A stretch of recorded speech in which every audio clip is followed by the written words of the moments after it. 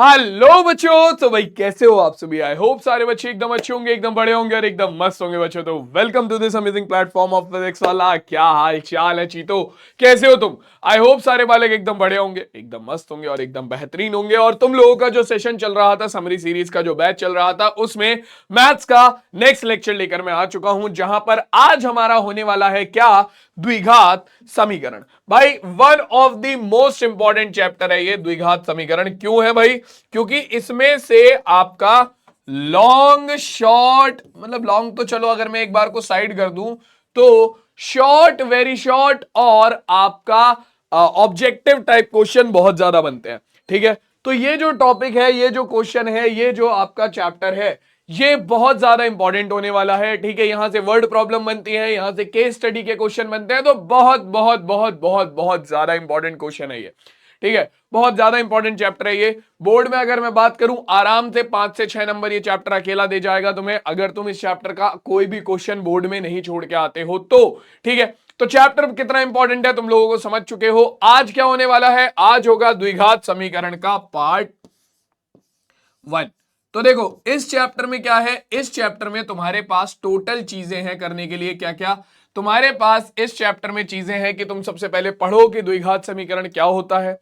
उसके बाद तुम बात करो इस बारे में कि द्विघात समीकरण के लिए जो हमारे हल हैं वो कैसे निकाले जाते हैं। अभी लास्ट चैप्टर हमने पढ़ा था दो चर वाले रैखिक समीकरण युग्म, जहां पर हमने दो चर वाले रैखिक समीकरणों को हल करने का तरीका सीखा था। ठीक है, और युग्मों को हल करने का तरीका सीखा था, जहां पर हमने देखा था कि हमारे पास विलोपन विधि, प्रतिस्थापन विधि और वज्रगुणन विधि है, जो कि आपके बीजगणितीय विधियां हैं। और उसके अलावा एक विधि थी आपकी, कौन सी, आपकी ग्राफीय विधि। ठीक है, अब ऐसे ही द्विघात समीकरण को हल करने की 3 विधि हैं। ठीक है, 3 में से 2 विधियों के बारे में हम आज की क्लास में डिस्कशन करने वाले हैं। तो आज की क्लास में जो डिस्कशन होगा वो होगा आपका द्विघात समीकरण पे, कि द्विघात समीकरण क्या होती है।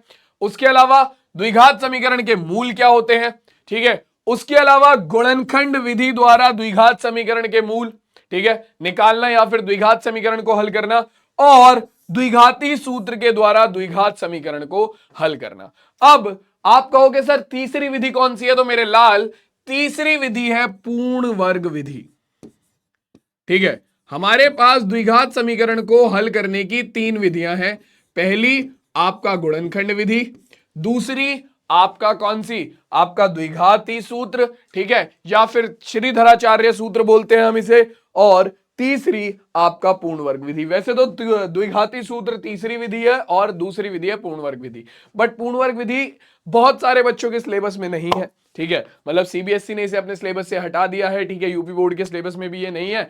तो भाई देखो हम क्या करेंगे, हम आज के लेक्चर में केवल ये 2 विधियां करने वाले हैं, पूर्ण वर्ग विधि और आपका किसी द्विघात समीकरण के मूलों की प्रकृति के बारे में हम बात करेंगे नेक्स्ट लेक्चर में। तो नेक्स्ट लेक्चर में हमारे पास करने के लिए 2 टॉपिक होंगे, पूर्ण वर्ग विधि और आपका कौन सा, किसी द्विघात समीकरण के मूलों की प्रकृति। तो ये 2 टॉपिक हम पार्ट 2 में कवर करने वाले हैं। पार्ट 1 का सिलेबस जो आज कवर होगा इस चैप्टर का वो ये रहा कि द्विघात समीकरण क्या होता है, द्विघात समीकरण के मूल क्या होते हैं, गुणनखंड विधि के द्वारा द्विघात समीकरण को कैसे हल करते हैं, और द्विघाती सूत्र के द्वारा द्विघात समीकरण को कैसे हल करते हैं। तो शुरू करते हैं बिना किसी देरी के, बिना कोई टाइम गवाए, सबसे पहले आपका द्विघात समीकरण से ही। तो हम बात करने वाले हैं द्विघात समीकरण की, लेकिन लिखा हुआ क्या है, द्विघात बहुपद। तो हाँ, ये बहुत बहुत बहुत ज्यादा जरूरी है। ठीक है, आप अगर कोई द्विघात बहुपद लेते हो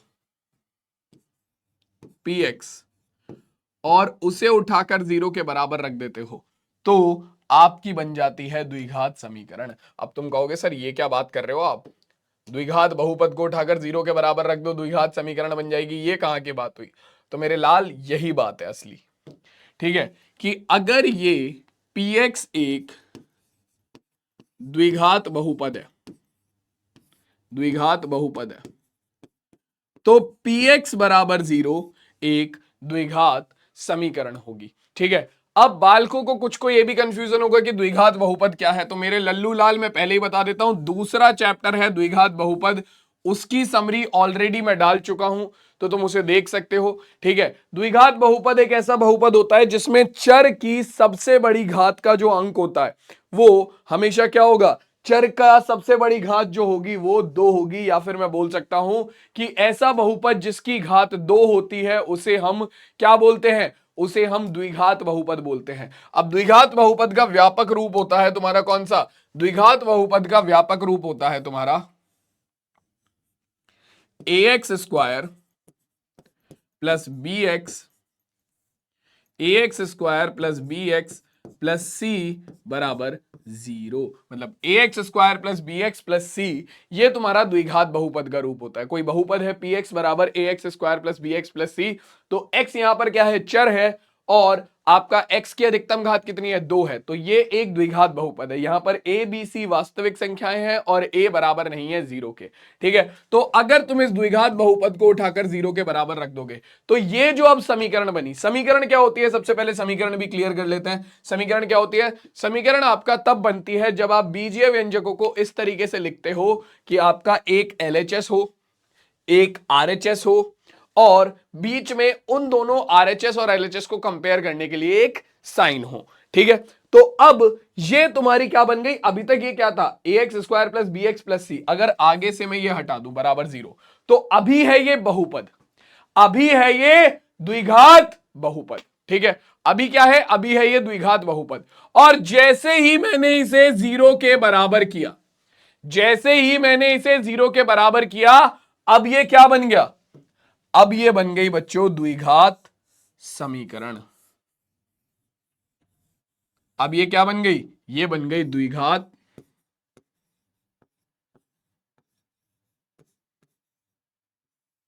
समीकरण। सिंपल।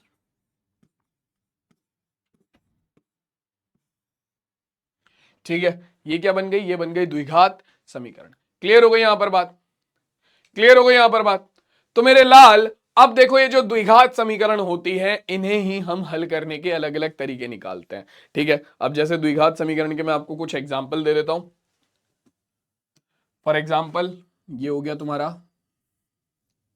2x² माइनस के 4x प्लस 5 बराबर 0।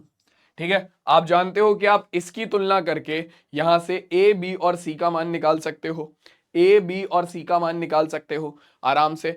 आप जानते हो कि द्विघात बहुपद के अगर दो शून्यक हो, तो हमने क्लास 10th के चैप्टर नंबर 2 में यह पढ़ा है कि बहुपद के शून्यांक और गुणांकों में जो संबंध होते हैं वो कुछ इस तरीके से होते हैं कि शून्यकों का योगफल जो है अल्फा प्लस बीटा,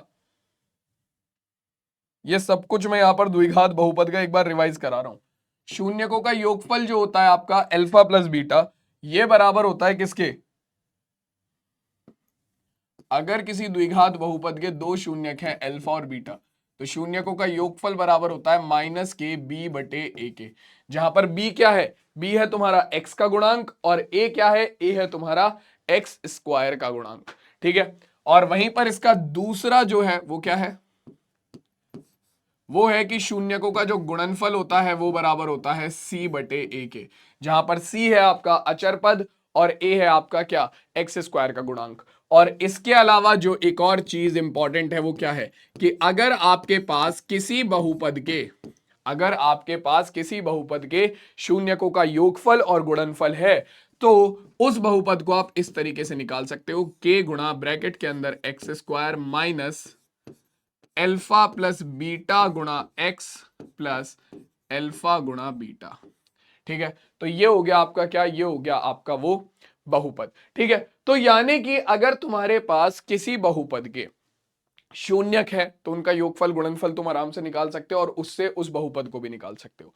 अब किसी द्विघात बहुपद के, जैसा कि मैंने तुम्हें बताया कि तुम्हारे पास एक द्विघात बहुपद है, मान लो यही है, ठीक है, यही तुम्हारा एक द्विघात बहुपद है, तो इसके हम शून्य कैसे निकालते थे, इसके शून्य हम ऐसे निकालते थे कि इसे 0 के बराबर रख देते थे, और इसे 0 के बराबर रखकर हम क्या करते थे, द्विघात बहुपद के शून्यक निकालने के लिए इसे 0 के बराबर रखकर हम क्या करते थे, इसका मध्य पद विभाजन करके इसके गुणनखंड कर लेते थे, फिर एक एक गुणनखंड को 0 के बराबर रख के वहां से हम क्या निकाल लेते थे, इसके शून्यक निकाल लेते थे। तो ध्यान रखना, द्विघात बहुपद के जो शून्यक होते हैं वो तुम कैसे निकालते हो? उस द्विघात बहुपद को 0 के बराबर रखकर। यानी कि द्विघात बहुपद के शून्यक निकालने के लिए तुम उस द्विघात बहुपद को द्विघात समीकरण में बदलना पड़ता है।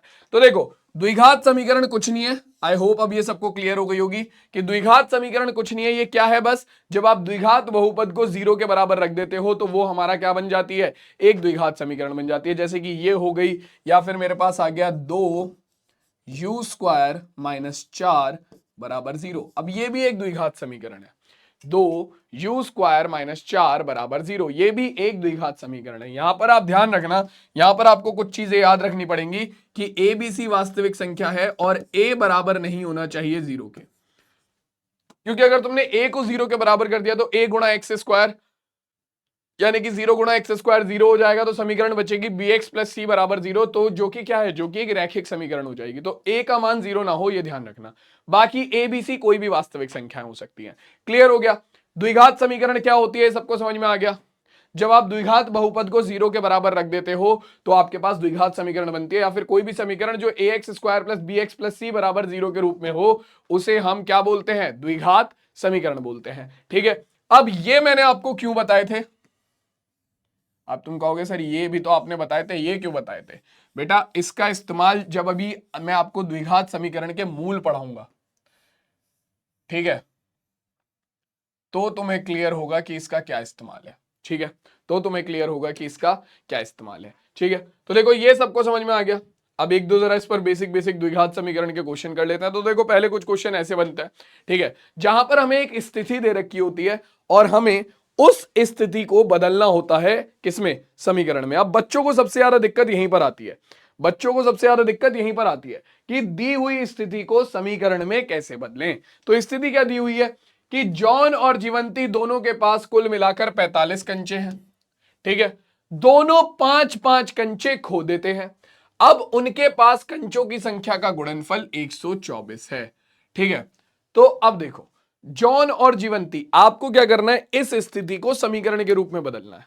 ठीक है, तो हमें क्या संबंध दे रखा है? जॉन और जीवंती के पास जो कंचों की संख्या है उनके बीच में संबंध दे रखा है। मुझे इससे समीकरण बनानी है, तो मैं क्या बोलूंगा? मैंने माना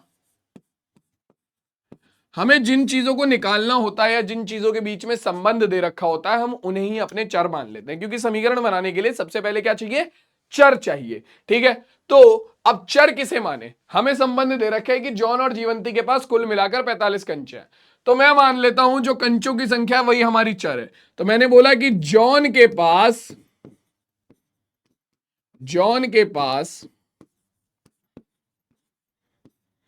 कंचों की संख्या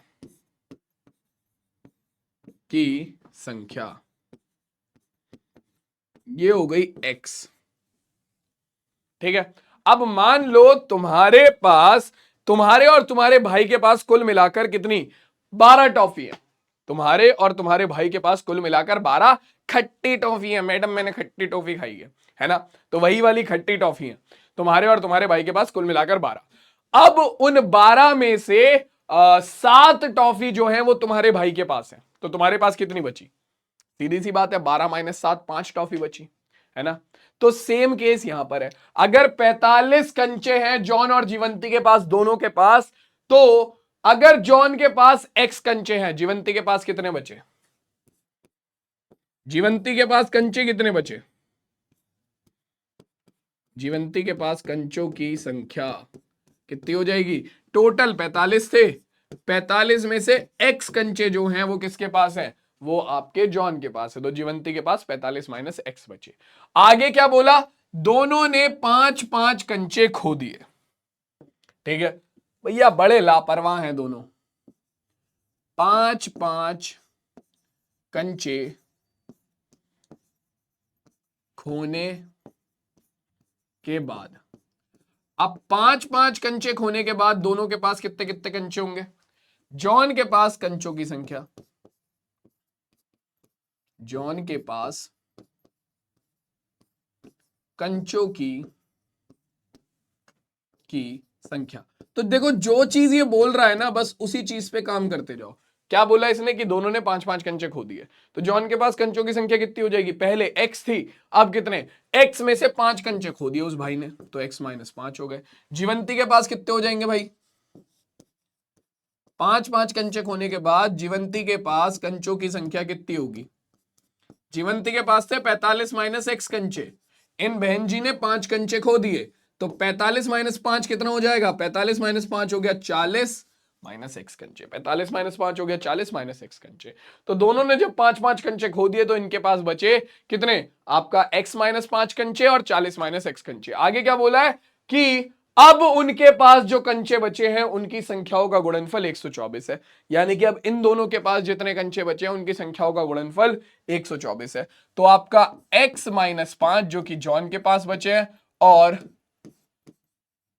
40 माइनस एक्स जो कि जीवंती के पास बचे हैं, इन दोनों का गुणनफल 124 है। दोनों की गुणा कर दो तो ये हो जाएगा कितना, x की गुणा 40 में करेंगे 40x, x की गुणा माइनस एक्स में करेंगे माइनस के एक्स स्क्वायर, -5 की गुणा 40 में करेंगे तो माइनस के 5 चौक 20 यानी कि 200 आ गया माइनस के, ठीक है, और -5 की गुणा माइनस एक्स में करेंगे तो ये हो गया प्लस के 5x, बराबर आ गया हमारा 124 के, ठीक है। सबको उठाकर दूसरी तरफ ले जाओ तो 0 बराबर हो गया हमारा 40x + 5x, 45x दूसरी तरफ जाकर माइनस का हो जाएगा, एक्स स्क्वायर माइनस का है दूसरी तरफ जाकर प्लस का हो जाएगा, ठीक है, माइनस के 200 दूसरी तरफ जाकर प्लस के 200 हो गया, ठीक है, 40x + 5x कितना हो गया 45x, जो कि इधर प्लस का है दूसरी तरफ जाकर माइनस का 45x हो जाएगा, और इधर हमारा कितना है प्लस 124 बराबर 0, सिंपल, ठीक है। 200 और 124 कितने हो जाएंगे,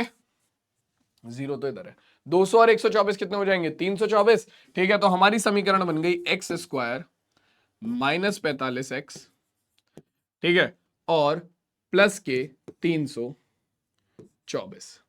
तो अब अगर तुमसे बोल दे कि जॉन और जीवंती के पास कुल कंचों की संख्या ज्ञात करो, तो तुम्हें क्या करना पड़ेगा, जॉन और जीवंती के पास कुल कंचों की संख्या निकालने के लिए तुम्हें क्या करना पड़ेगा, तुम्हें चाहिए x का मान। जॉन और जीवंती के पास कुल कंचों की संख्या निकालने के लिए तुम्हें चाहिए x का मान, यानी कि तुम्हें इस समीकरण को, जो कि एक द्विघात समीकरण है क्योंकि यहां पर चर की अधिकतम घात क्या है 2 है, तो इस द्विघात समीकरण को हल करना पड़ेगा, और हल करने के बाद ही तुम्हारे पास क्या आएगा, तुम्हारे पास x का मान आएगा, और उस x के मान की सहायता से ही तुम्हें जॉन और जीवंती के पास कंचों की संख्या मिलेगी। ठीक है, क्लियर हो गई बात, यहां तक सबको समझ में आ गया, जल्दी से बताओ मुझे, क्लियर है सबको, जल्दी बताओ भाई, क्लियर है सबको, चलो बहुत ही बढ़िया, बहुत बढ़िया। अब देखो, अब इसके बाद अपने पास क्या है, जैसे कि अभी तो हमने बेसिक द्विघात समीकरण को बनाना ही सीखा है, ठीक है। अभी हम बात करेंगे द्विघात समीकरण के हल के बारे में, लेकिन कुछ बेसिक से और क्वेश्चन देखते हैं। जैसे कि ये दे रखा है कि x - 2 का होल स्क्वायर प्लस 1 बराबर 2x - 3 एक द्विघात समीकरण है, हाँ नहीं, बताया नहीं जा सकता, या फिर इनमें से कोई नहीं। तो सबसे पहले हमें इस द्विघात समीकरण को हल करना पड़ेगा। तो x - 2 का होल स्क्वायर यानी कि a - b का होल स्क्वायर लगा दो यहां पर, तो ये हो गया x स्क्वायर प्लस b कितना हो जाएगा 2 का स्क्वायर माइनस के 2 गुणा x गुणा 2, ठीक है, प्लस 1, और इन सबको उठाकर भी एक तरफ ले आओ, तो 2x इधर जाएगा तो माइनस के 2x हो गया, और माइनस का 3 इधर जाएगा तो प्लस का 3 हो गया, बराबर 0। हल करो इसे तो ये हो गया x स्क्वायर, 2 का स्क्वायर हो जाएगा 4 माइनस 2 दूनी 4x, 3 और 1 4 हो गया, तो प्लस के 4, हाँ प्लस के 4 और माइनस के 2x बराबर 0। तो ये कितना हो जाएगा x square -2x -4x - 2x हो गया माइनस के 6x, और 4 और 4 8। तो भैया क्या ये एक द्विघात समीकरण दिख रही है, तो यहां पर तुम देख सकते हो चर की अधिकतम घात है 2, ठीक है। तो हाँ जी, ये आपकी क्या है, ये एक द्विघात समीकरण है। तो हाँ, ऑप्शन नंबर ए जो है वो बिल्कुल करेक्ट हो जाएगा, ठीक है। ये ax square plus bx plus c बराबर 0 के रूप में है, इसका मतलब ये एक द्विघात समीकरण है। क्लियर हो गई बात, चलो अगला क्वेश्चन देखो क्या कह रहा है। बेसिक से क्वेश्चन है ये वाले तो बिल्कुल। अब इसके बाद द्विघात समीकरण के मूल हल करेंगे। कह रहा है क्या ये एक द्विघात समीकरण है, हल करो इसे। तो ये देखो, ये होगा x square plus x x के अंदर गुणा करेंगे +8 बराबर यहां पर इन दोनों की गुणा करेंगे x - 2 x + 2, तो ये कितना हो गया a - b गुणा a + b के होल स्क्वायर का सूत्र लग गया डायरेक्ट, क्या होगा a² - b² यानी कि x² - 2 का स्क्वायर। तो अपने पास कितना हो गया, दोनों को उठाकर इधर ले आओ, तो ये हो गया x² + x + 8, x² इधर आकर हो गया माइनस के x², 2 का स्क्वायर होगा 4, माइनस के 4 इधर आकर हो गया प्लस के 4 बराबर 0। तो अपने पास क्या हुआ, +x² से -x² हो गया 0, अपने पास बचा x + 8 + 4, तो 8 + 4 हो गया 12 बराबर 0। तो यहां पर तुम देख सकते हो यहां पर क्या है, यहां पर आपका x की घात 2 वाला पद आ ही नहीं रहा है। ये समीकरण ax² + bx + c बराबर 0 के रूप में नहीं है, इसका मतलब ये एक द्विघात समीकरण नहीं है। ऑप्शन नंबर बी करेक्ट हो जाएगा। ठीक है, तो द्विघात समीकरण क्या होती है, सबको क्लियर हो गया मेरे लाल है? द्विघात समीकरण क्या होती है, सबको क्लियर हो गया?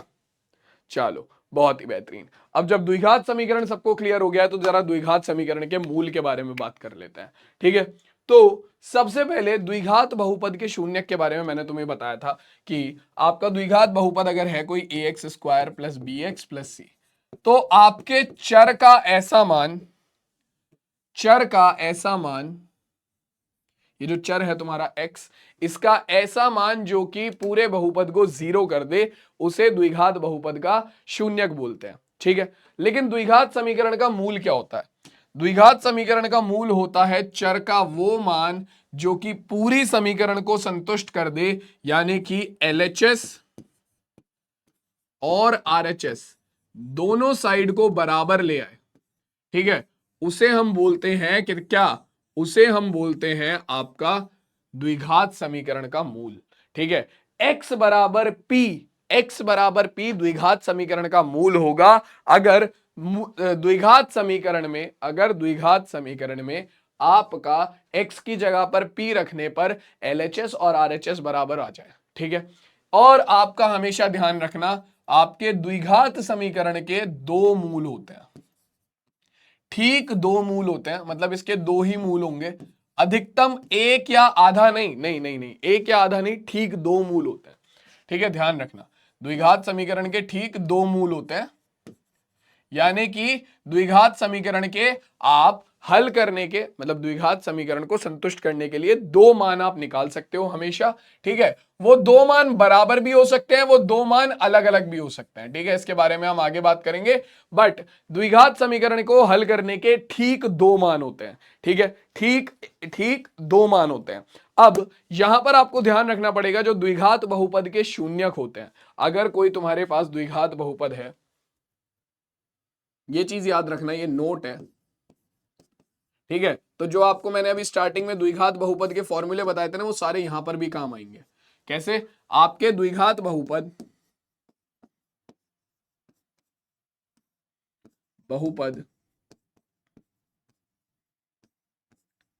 px के शून्यक ही द्विघात समीकरण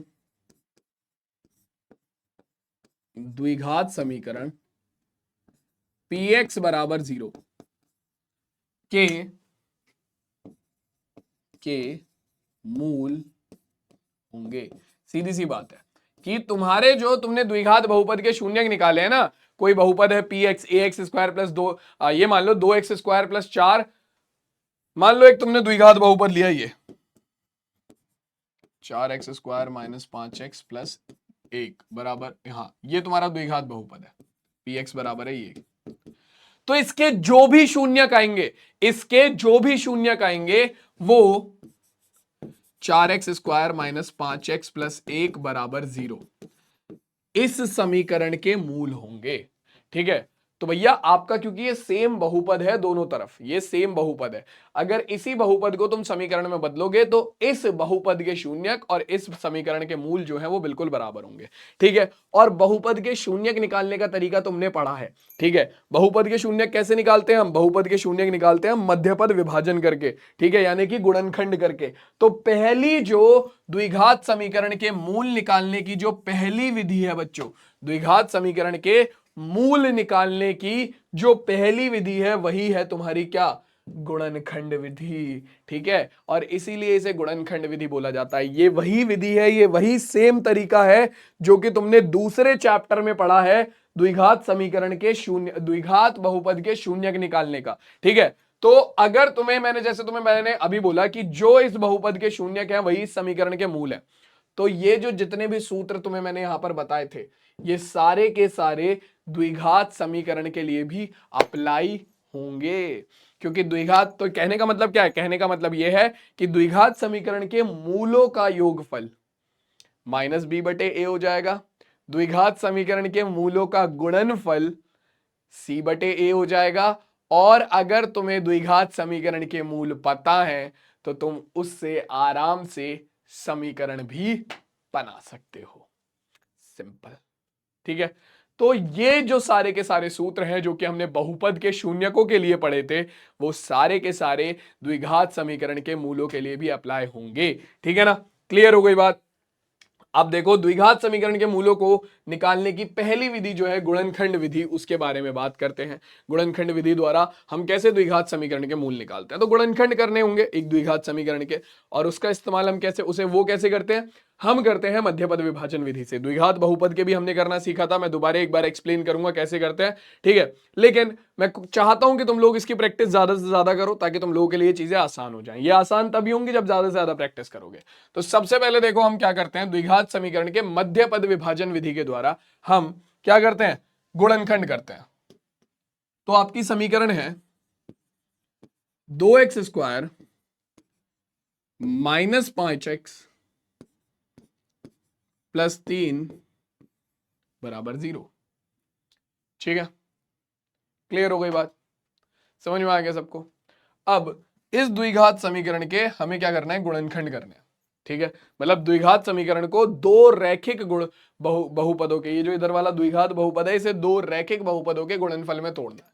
ठीक है, तो कैसे तोड़ेंगे, उसका तरीका होता है कि बीच वाले पद को तोड़कर। अब बीच वाले पद को कैसे तोड़ें, तो देखो ये में होता है ऐसे कि आप सबसे पहले अपने अचर पद की गुणा करते हो x² के गुणांक से। तो अचर पद है 3, 3 की गुणा करोगे x² का गुणांक है 2, तो ये आ गया 2 3 6। ठीक है, तो अचर पद की गुणा करी x² के गुणांक से, हर बार यही होगा। ठीक है, उसके बाद आपका जो भी आएगा, आप अपने मध्य पद को तोड़ोगे। किसमें, आप अपने मध्य पद को ऐसी दो संख्याओं में तोड़ोगे जिनकी गुणा करने पर तो वही संख्या आए जो अचर पद और x² की गुणांक की गुणा करने पर आई है, और जिन्हें जोड़ने और घटाने पर आपके पास क्या है, आपके पास आपका मध्य पद आ जाए। तो आपको दो संख्याएं ऐसी चाहिए जिनकी गुणा करने पर तो आपके पास आपका वही संख्या है जो कि अचर पद और आपका x² के गुणांक की गुणा करने पर आई है, और इन्हें जोड़ने या घटाने पर आपके पास क्या आ जाना चाहिए, आपका मध्य पद। अब ये कैसे पता चलेगा कब ऐसी संख्या चाहिए जिन्हें जोड़ना हो कि मध्य पद आ जाए, और कब ऐसी संख्या चाहिए जिन्हें घटाना हो कि मध्य पद आ जाए। तो मध्य पद के जो बराबर वाला चिन्ह है उस पर ध्यान दो। अगर वो प्लस का है तो आपको ऐसी दो संख्या चाहिए जिन्हें जोड़ने पर मध्य पद आ जाए। अगर मध्य पद के बराबर वाला चिन्ह माइनस का है तो आपको ऐसी दो संख्या चाहिए जिन्हें घटाने पर आपका मध्य पद आ जाए। तो अभी यहां पर प्लस है, तो हमें ऐसी दो संख्या चाहिए जिनकी गुणा करने पर तो आपके पास 6 आ जाए, और क्योंकि प्लस का साइन है तो जिन्हें जोड़ने पर आपके पास आपका मध्य पद यानी कि 5 आ जाए। तो ऐसी दो संख्याएं कौन सी है जिनकी गुणा करने पर 6 और जिन्हें जोड़ने पर 5 आता है, 2 3 6। तो आपके पास क्या हो जाएगा, ये बन गया आपका 2x² माइनस 5 को आप लिख दोगे कितना, 2 प्लस 3, क्योंकि 2 गुणा 3 6 होता है और 2 प्लस 3 5 होता है। ठीक है, तो 2 प्लस 3 गुणा x प्लस 3 बराबर 0। तो यहां से क्या होगा, ये हो गया 2x², माइनस के और x के अंदर गुणा करेंगे तो माइनस की गुणा 2 में करी तो माइनस के 2, और x की गुणा माइनस 2 में करी तो माइनस के 2x, माइनस की गुणा 3 में करेंगे तो माइनस के 3, और माइनस के 3 की गुणा x में करी तो माइनस के 3x प्लस 3 बराबर 0। जब तुमने ब्रैकेट ओपन करके गुणा कर ली यानी कि तुम्हारा मध्यपद क्या हो गया, दो भागों में टूट गया। मध्यपद क्या हो गया, दो भागों में टूट गया। अब क्या देखोगे, अब तुम देखोगे पहले दो पदों में से तुम क्या कॉमन ले सकते हो। तो पहले दो पदों में से मुझे साफ दिख रहा है 2x कॉमन आ रहा है, तो 2x कॉमन ले लो। 2x² में से 2x कॉमन लिया, x बचा, माइनस के 2x में से 2x कॉमन लिया, माइनस के 1 बचा। अब आपको इन दोनों पदों में से भी ऐसी ही चीज कॉमन लेनी है ताकि उसे कॉमन लेने पर यही पद आपके पास बन जाए जो यहां पर बना है, और वो क्या है, x - 1। तो -3x+3 में से आप क्या कॉमन लोगे कि x - 1 बन जाए। तो अगर आप 3 कॉमन लेते हो तो आपके पास बचेगा -x+1। तो आपका काम नहीं हुआ, आपको x - 1 चाहिए, तो आपको इसके चिन्ह भी बदलने पड़ेंगे, और चिन्ह बदलने के लिए हम क्या करते हैं, माइनस भी कॉमन ले लेते हैं। तो हम यहां से -3 कॉमन लेंगे। तो -3x में से -3 कॉमन लिया, x बचा, और 3 में से -3 कॉमन लिया तो -1 बचा, बराबर आ गया 0। दोनों में से x - 1 कॉमन आ जाएगा, यहां से x - 1 कॉमन लिया, 2x बचा, और यहां से x - 1 कॉमन लिया, -3 बचा, बराबर आ गया 0 के। और ये हो गया आपके बच्चों एक पूरे की पूरी द्विघात समीकरण के गुणनखंड। और जैसे ही गुणनखंड हो गए, आप क्या करोगे, आप एक एक गुणनखंड को 0 के बराबर रखकर क्या निकाल लोगे, इस द्विघात समीकरण के मूल निकाल लोगे। तो सबसे पहला आ गया क्या, x - 1 बराबर 0 पर x का मान आ गया, माइनस का एक इधर जाकर हो गया प्लस, द्विघात समीकरण का मैं पहला मूल। दूसरा 2x - 3 बराबर 0 पर x का मान आ जाएगा 3/2। ये लो भैया द्विघात समीकरण का दूसरा मूल। ठीक है, आपको चेक करना है कि आपका आंसर सही है या नहीं है, यानी कि ये मूल आपके सही है भी या नहीं है। तो आपकी समीकरण है 2x² - 5x + 3, इसमें रखकर देख लो। तो देखो x की जगह पर 1 रखना, 2x² - 5x + 3 बराबर 0। तो 2, 1 का स्क्वायर कितना होगा, 1, 2 एकम 2, -5 एकम 5 + 3 बराबर 0। 3 2 5 -5 बराबर 0। तो 0 बराबर आ रहा है 0 के। आ गया LHS बराबर RHS के।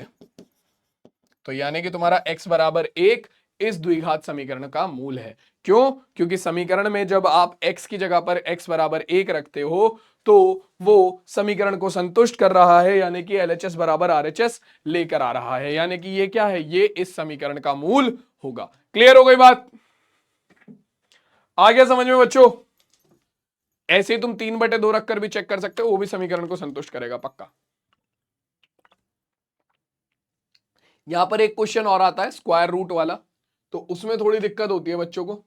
जैसे अब ये बोल रहा है कि द्विघात समीकरण के मूल ज्ञात करो, तो तुम्हें क्या करना है, इस समीकरण के मूल ज्ञात करना है। तो करते हैं भाई एक एक करके। चलो, तो समीकरण दे रखी है हमें, गुणनखंड विधि में इतना ही है बस। अब तुम्हें ज्यादा से ज्यादा इसकी प्रैक्टिस करनी है, बस ज्यादा से ज्यादा प्रैक्टिस करनी है और कुछ नहीं। देखो क्या कह रहा है, 6x² - x - 2 बराबर 0। तो अपने पास क्या आएगा, सबसे पहले वही काम, गुणनखंड करके इसके हल करना शुरू करेंगे। क्या, अचर पद की गुणा x² के गुणांक से। तो 2 की गुणा करेंगे 6 में, तो 6 दूनी आ गया 12। अपना मध्य पद को आपको तोड़ना है ऐसी दो संख्याओं में, यहां पर x की गुणा में कुछ नहीं है, इसका मतलब 1 होगा। तो आपको 1 को ऐसी दो संख्याओं में तोड़ना है जिनकी गुणा करने पर तो 12 है, और मध्य पद के बराबर में कौन सा चिन्ह है, माइनस का। तो जिनकी गुणा करने पर तो 12 आए, और जिन्हें माइनस करने पर यानी कि घटाने पर आपके पास 1 आ जाए। तो ऐसी दो संख्याएं कौन सी है जिनकी गुणा करने पर 12 और घटाने पर 1 आता है? सिंपल सी बात है, 4 और 3।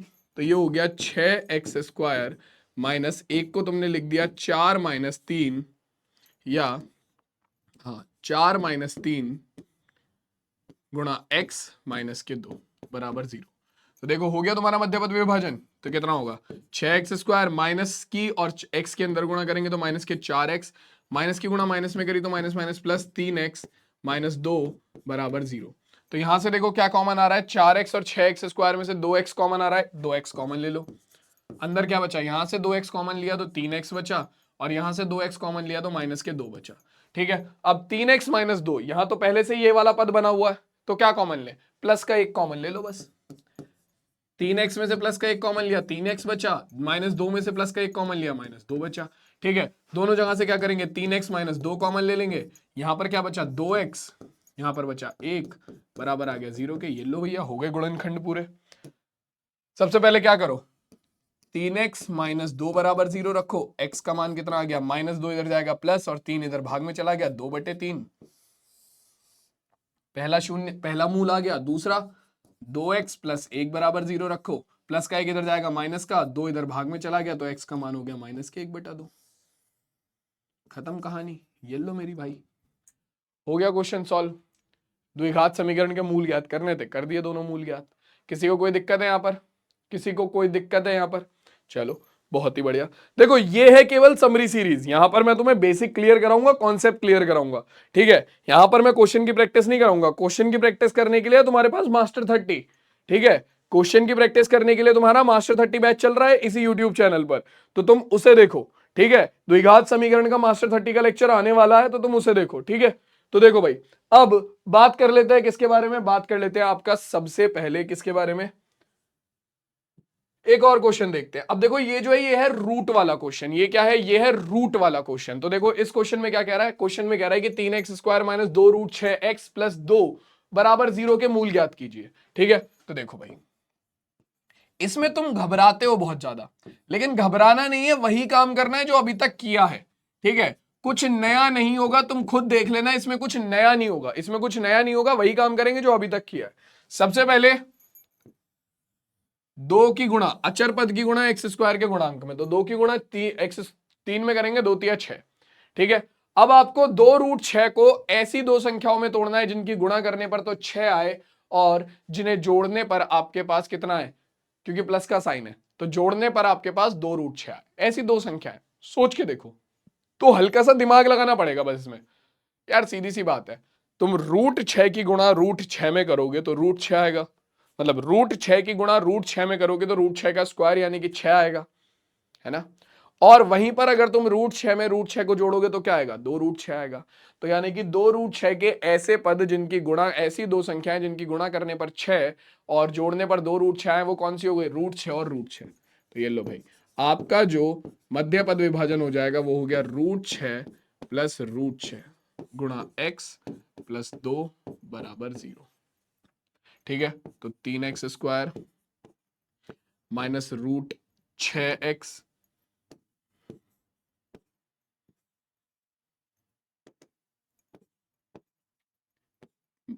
क्या होगा, माइनस के अंदर गुणा हो जाएगी, माइनस √6x प्लस 2 बराबर 0।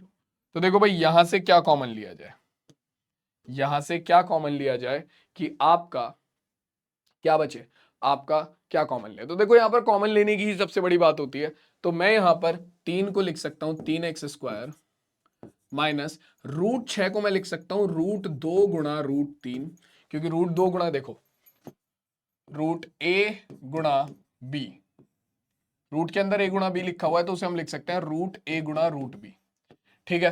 तो मैं √6 को लिख सकता हूं रूट के अंदर 2 गुणा 3, तो इसे मैंने लिख दिया √2 गुणा √3, क्योंकि आसानी रहेगी कॉमन लेने में, ठीक है।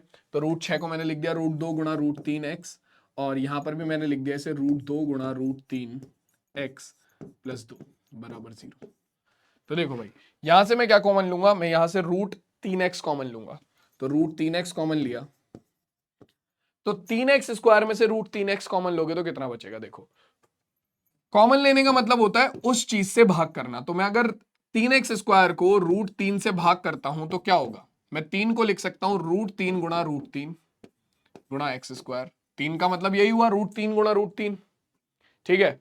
और इसे मैं भाग देता हूं √3 से, मैंने 3 को लिख लिया √3 गुणा √3, √3 से √3 कट गया तो आपके पास आ गया √3x²। तो यानी कि अगर आप 3x² में से √3x कॉमन लोगे तो तुम्हारे पास कितना बचेगा, तुम्हारे पास √3x ही बचेगा। 3x² में से √3x कॉमन लिया, √3x बचा, ठीक है। √2 गुणा √3x में से √3x कॉमन लिया तो माइनस के √2 बचा। अब यहां पर है माइनस के √2 √3x प्लस 2, आपको बनाना है √3x माइनस √2, तो यहां पर माइनस चाहिए, यहां पर प्लस चाहिए, तो सबसे पहली बात तो माइनस कॉमन आएगा। दूसरा √3x हमें स्टार्टिंग में चाहिए ही चाहिए, यहां पर √3x हमें स्टार्टिंग में चाहिए ही चाहिए, तो √3x को छोड़ दो, √2x, √2 कॉमन ले लो, √2 कॉमन लेंगे तो यहां पर बचा √3x, और 2 में से √2 कॉमन लेंगे तो बचेगा कितना आपका √2 बराबर 0। यहां से क्या आ गया, √3x माइनस √2 कॉमन, यहां पर भी क्या बचा √3x माइनस √2, तो आप देख सकते हो बराबर 0 कि आपके दोनों गुणनखंड बिल्कुल समान बने हैं, यानी कि इस द्विघात समीकरण के दो शून्यक होंगे जो कि बिल्कुल एक जैसे होंगे, ठीक है। पहला आ गया आपका कितना, √3x माइनस √2 बराबर 0, तो ये कितना हो जाएगा, x का मान माइनस के √2 इधर जाकर प्लस हो गया और √3 इधर भाग में आ गया, तो ये हो गया हमारे पास x का मान आ गया √2/3। दूसरा √3x माइनस √2, तो ये हो गया आपका कितना, √3x बराबर हो गया √2 के, x का मान कितना हो जाएगा, सेम वही √2/3। ये लो, ये आपके क्वेश्चन का आंसर हो गया। तो बेटा अगर रूट वाला क्वेश्चन आ जाता है तो इसका मतलब ये नहीं है कि क्वेश्चन डिफिकल्ट हो गया है, ठीक है, बस आपको थोड़ा सा लॉजिकली सोचना पड़ेगा और थोड़ा अपना दिमाग लगाना पड़ेगा, बस और कुछ नहीं है। क्लियर है सबको, ये आ गया समझ में? किसी को कोई डाउट है यहां पर? चलो बहुत बढ़िया। अब हम बात करते हैं सीधा द्विघाती सूत्र के बारे में, ठीक है, और फिर उस पर बेस्ड अलग अलग क्वेश्चन सॉल्व करेंगे, ठीक है। तो सीधा द्विघाती सूत्र के बारे में बात करते हैं। तो देखो अब द्विघाती सूत्र क्या बोलता है, द्विघाती सूत्र बोलता है कि अगर आपके पास एक द्विघात समीकरण है, आप इसे द्विघाती सूत्र भी बोल सकते हो, आप इसे श्री धराचार्य सूत्र भी बोल सकते हो, ठीक है। श्रीधराचार्य सूत्र भी ये है, ठीक है, इसे श्रीधराचार्य सूत्र भी बोला जाता है, ठीक। तो आप दोनों में से कुछ भी बोल लो, मुझे दोनों में से किसी भी चीज से कोई दिक्कत नहीं है, ठीक है। अब यहां पर देखो ये सूत्र बोलता क्या है, ये बोलता है कि अगर आपके पास एक समीकरण है, द्विघात समीकरण है ax² plus bx plus c बराबर 0, ये सूत्र आता कहां से है मैं बता देता हूं, ये आपका पूर्ण वर्ग विधि की सहायता से ही निकाला जाता है। पूर्ण वर्ग विधि हम अगली क्लास में पढ़ेंगे, तो वहां पर मैं तुम्हें श्रीधराचार्य सूत्र निकालते कैसे हैं वो भी सिखा दूंगा। अभी तुम ये देख लो बस कि श्रीधराचार्य सूत्र होता क्या है और इसका इस्तेमाल कैसे करते हैं, ठीक है। तो देखो भाई, आपका ये बोला जाता है कि अगर आपके पास कोई द्विघात समीकरण है ax² plus bx plus c, तो इस द्विघात समीकरण में आपका जो मूल होगा उसका मान होगा कितना, -b plus minus square root के अंदर b² माइनस 4ac बटे में 2a, ठीक है। नेक्स्ट वाला जो इसका पार्ट होने वाला है, पार्ट 2, ठीक है, इस क्लास का या इस चैप्टर का, उसमें ये जो यहां पर लिखा हुआ है ना,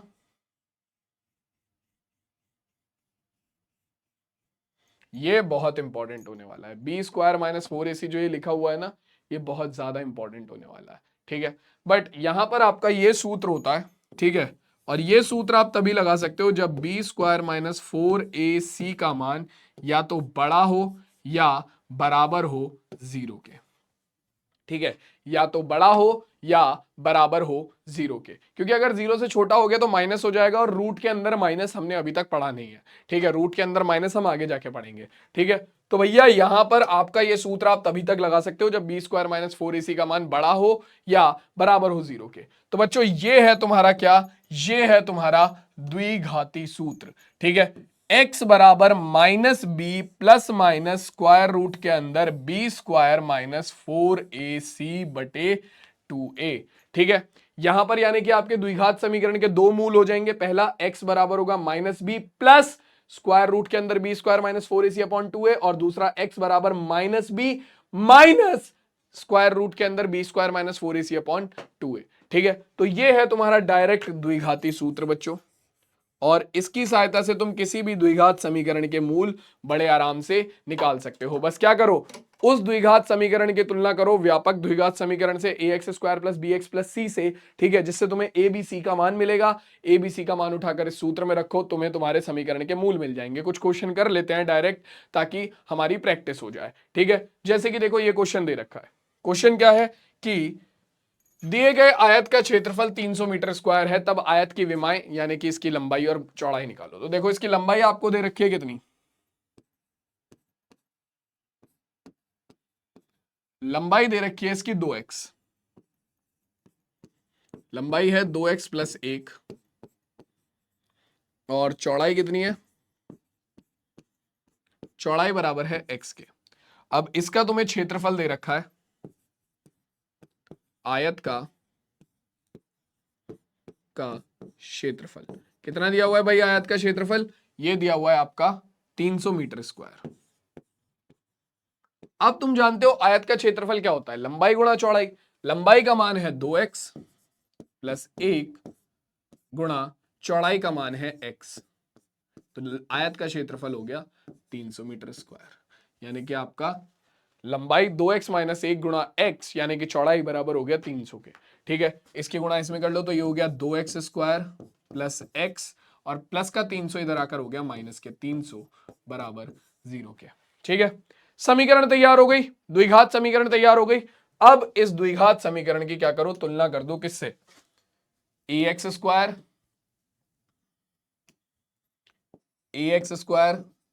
प्लस bx प्लस c बराबर 0 से तुलना करने पर,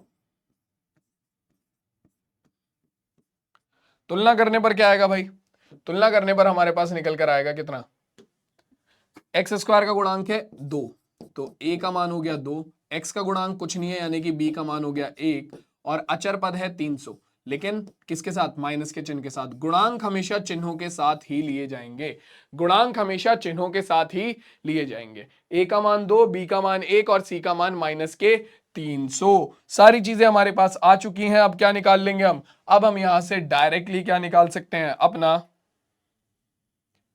निकालो भाई, क्या आ गया आपको पता है, श्रीधराचार्य सूत्र से, श्रीधराचार्य सूत्र से या फिर द्विघाती सूत्र से। आपका देखो जितनी बार क्वेश्चन करोगे उतनी बार सूत्र लिखना, एक तो एग्जाम में नंबर कटने के चांस कम हो जाते हैं, दूसरा तुम्हें सूत्र याद रहेगा 4ac बटे में 2a। ठीक है, तो देखो भाई यहां पर मान रखो तो x बराबर हो गया माइनस b का मान कितना है, b का मान है 1 प्लस माइनस स्क्वायर रूट के अंदर b स्क्वायर, तो यानी कि आपका b का मान कितना है, b का मान है आपका 1, b का मान 1 है ना, हाँ जी b का मान 1 है। 4ac, 4a का मान है कितना 2 गुणा c का मान है 300 बटे में 2a, यानी कि 2 गुणा a का मान कितना है भैया, a का मान है 2, तो ये होगा आपका x का मान -1 प्लस माइनस स्क्वायर रूट के अंदर 1 का स्क्वायर तो कितना हो गया, 1 का स्क्वायर हो जाएगा 1 माइनस 4 दूनी 8 दिया 24। ठीक है, सॉरी ये माइनस के 300 है, गलती से मैंने 300 ले लिया, माइनस के 300 है, -300 क्योंकि c का मान -300 है ना, c का मान अगर तुम देखोगे तो कितना है, c का मान -300 है तो -300, तो माइनस माइनस प्लस हो जाएगा, कितना हो गया 4 दूनी 8 और 8 दिया 24, 2400 बटे में 4, तो हमारे पास कितना आ जाएगा, ये हो जाएगा हमारा x बराबर -1 प्लस माइनस स्क्वायर रूट के अंदर 2401 बटे में 2400 प्लस 1 2401 बटे में 4। ठीक है, इसे हल करो कितना आएगा, ये हो जाएगा तुम्हारा, बताओ जल्दी से कितना आ रहा है, ये कितना आ रहा है भाई, तो देखो स्क्वायर रूट 2401 मान होगा तुम्हारा किसका, ये मान हो जाएगा तुम्हारा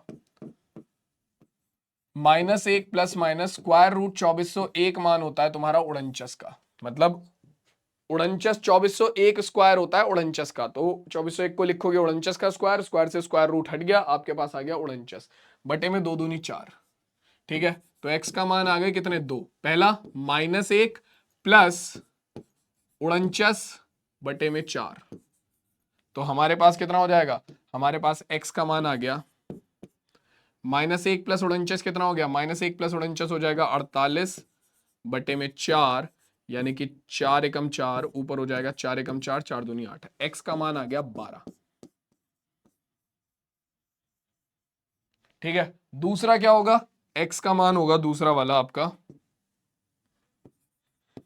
x बराबर -1 प्लस ले लिया, बचा क्या है माइनस, -49 बटे 4, तो ये हो जाएगा कितना, -50/4, ठीक है। तो 25 दूनी 50, तो -25/2 दूनी 4, ठीक है। तो अब देखो दिक्कत क्या है, x क्या था, x थी तुम्हारी आयत की चौड़ाई, चौड़ाई माइनस में तो हो नहीं सकती, तो चौड़ाई माइनस में नहीं हो सकती, तो हम ये वाला आंसर कंसीडर नहीं कर सकते। क्यों? क्योंकि चौड़ाई जो है वो माइनस में नहीं हो सकती, तो हम ये वाला आंसर कंसीडर नहीं कर सकते क्योंकि चौड़ाई माइनस में हो नहीं सकती। तो हमारे पास क्या आ गई, हमारे पास आ गई आयत की लंबाई कितनी, ये थी आपकी कितनी, 2x + 1, आयत की लंबाई थी 2x + 1, तो ये आ गया आपका 2x + 1, यानी कि 2 गुणा x का मान कितना है, 12 + 1, तो 12 दूनी 24 और 1 25 मीटर। और भाई साहब इसकी चौड़ाई कितनी हो गई, चौड़ाई थी आपकी x जो कि आ गई है 12 मीटर। खत्म क्वेश्चन। क्लियर है भाई? तो ये हमारे इस क्वेश्चन का आंसर हो गया। तो ये है बच्चों तुम्हारा द्विघाती सूत्र, और इस तरीके से तुम द्विघाती सूत्र से किसी भी सवाल को जो है वो हल कर सकते हो। किसी को कोई दिक्कत है यहां पर? जल्दी से बताओ भाई, किसी भी बच्चे को यहां पर कोई दिक्कत है? जैसे कि ये क्वेश्चन दे रखा है सिंपल, तुम्हें क्या करना है, द्विघाती सूत्र से इसे हल करना है, ठीक है। तो क्वेश्चन है 3x² - 5x + 2 = 0, ठीक है। तो यहां पर जब तुम मान निकालोगे कितना होगा, ax² + bx + c से तुलना करो, ठीक है। a का मान क्या होगा, x² का गुणांक यानी कि 3, b का मान क्या होगा, x का गुणांक यानी कि -5, और c क्या होगा, अचर पद यानी कि 2, ठीक है। तो आपके पास द्विघाती सूत्र से आएगा क्या, -b, b का मान है -5, प्लस स्क्वायर रूट के अंदर b², -5 का स्क्वायर -4ac बटे में 2a, यानी कि 2 गुणा 3। करो सॉल्व, x का मान आएगा -++5 हो जाएगा, प्लस माइनस स्क्वायर रूट के अंदर -5 का स्क्वायर करा 25, और -4 तिया 12 दूनी 24 बटे में 2 तिया 6। तो हमारे पास कितना आ गया, अपने पास निकल कर आ जाएगा x = 5 ± स्क्वायर रूट के अंदर 25 - 24, 25 - 24 कितना हो गया, हमारा आ गया 1 बटे में कितना 6। तो हमारे पास x के 2 मान निकल कर आ जाएंगे। सबसे पहला x = 5 प्लस √1 का मान हो गया 1 बटे में 6, तो x बराबर आ गया 5 और 1 6 बटे में 6, 6 एकम 6। x का एक मान आ गया, समीकरण का एक मूल आ गया 1, और दूसरा मान होगा x बराबर 5 - 1 बटे 6, यानी कि 5 - 1 हो गया 4 बटे 6। तो ये कितना मान निकल कर आ गया, ये आ गया, 2 से काटोगे 2 दूनी 4, 2 तिया 6, तो ये हो गया 2 दूनी 4, 2 तिया 6। x का दूसरा मान आ गया 2 बटे 3। खत्म क्वेश्चन, ठीक है, खत्म क्वेश्चन। तो ये बच्चों बिल्कुल बेसिक था तुम्हारा द्विघात समीकरण का, ठीक है, द्विघात समीकरण का बिल्कुल बेसिक था। अब यहां पर मैंने 2 क्वेश्चन तुम लोगों के लिए होमवर्क में छोड़ दिए हैं, ठीक है, और इन दोनों क्वेश्चन को मैं डिस्कस करूंगा तुम्हारा मास्टर 30 की सीरीज में, ठीक है, मास्टर 30 वाले बैच में। तो दोनों बालक वहां पर पहुंच जाना, वहां पर हम 30 क्वेश्चन करते हैं, ठीक है, हर चैप्टर से रिलेटेड। तो अभी तक 3 चैप्टर के हम कर चुके हैं, वास्तविक संख्या, बहुपद और 2 चर वाले रैखिक समीकरण युग्म। अब वहां पर होने वाला है द्विघात समीकरण के 30 क्वेश्चन। तो ये जो दोनों क्वेश्चन मैंने यहां पर छुड़वाए हैं क्लास में, इन दोनों ही क्वेश्चन को हम अपना मास्टर 30 वाली क्लास में डिस्कस करने वाले हैं। तब तक तुम एक बार खुद से ट्राई करके देखना, नहीं होते हैं तो उस क्लास में प्रैक्टिस के लिए आ जाना, ठीक है। आज का जो सेशन है उसे मैं यहीं पर एंड करता हूं बच्चों, ठीक है। आज के सेशन में हमने द्विघात समीकरण क्या होती है, द्विघात समीकरण के मूल क्या होते हैं, और उन्हें निकालने के 2 तरीके, गुणनखंड विधि और द्विघाती सूत्र के बारे में बात कर ली है। नेक्स्ट जो पार्ट होगा द्विघात समीकरण का, पार्ट 2 जो होगा, ठीक है, वहां पर हम बात करेंगे द्विघात समीकरण को हल करने की पूर्ण वर्ग विधि के बारे में और आपका द्विघात समीकरण के मूलों की प्रकृति के बारे में। तो सारे बालक रेडी रहना, तब तक द्विघात समीकरण की मास्टर 30 का सीरीज बैच का लेक्चर आने वाला है, जिसमें हम 30 क्वेश्चन करेंगे द्विघात समीकरण पर आधारित। तो उसके लिए रेडी रहना। मैं मिलता हूं सीधा तुम्हारे अब तुम्हारी अगली क्लास में। आई होप तुम लोगों को मजा आया होगा। तब तक के लिए सारे बालक अपना ध्यान रखो, टेक केयर, टाटा और बाय बाय।